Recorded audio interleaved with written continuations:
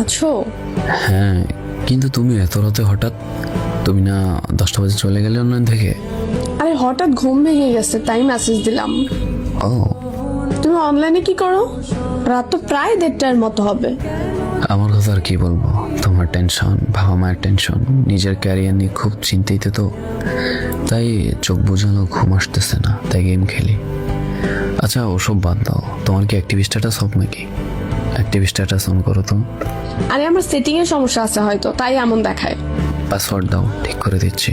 Password মনে নাই, বান্ধবীর সিম দিয়ে আইডি খোলা। আচ্ছা ভিডিও কল দাও, দেখাই দিই। আরে আজব, তুমি রাতের বেলা কি শুরু করছো? পাশে আম্মু আছে। এত রাতেও আম্মু পাশে? বাড়িতে মেহমান আসছে, তাই আম্মু রুমে আমি।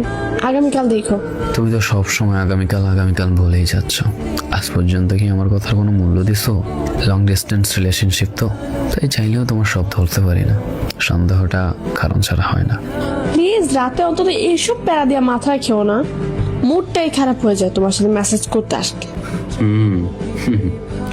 আগে কথা না বললে ভালো লাগতো না, আর এখন নাকি বিরক্ত লাগে। আমি কারো শখের কিংবা মন ভালো হওয়ার কারণ নই, সেটা আমি জানি। ঘুমাই যাও, রাত জেগে থাকলে চোখের নিচে কালো হয়ে যাবে, সকালে মাথা ব্যথা করবে। আল্লাহ হাফেজ।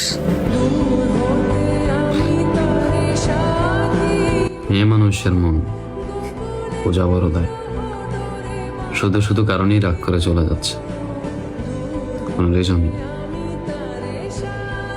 সামান্য সন্দেহ হয়, কি আর করবো, লং ডিস্টেন্স রিলেশনশিপ বলে কথা। যা বলে তাই বিশ্বাস করে থাকতে হবে। যাই ঘুমাই যাই, সব থেকে টেনশন করে মাথা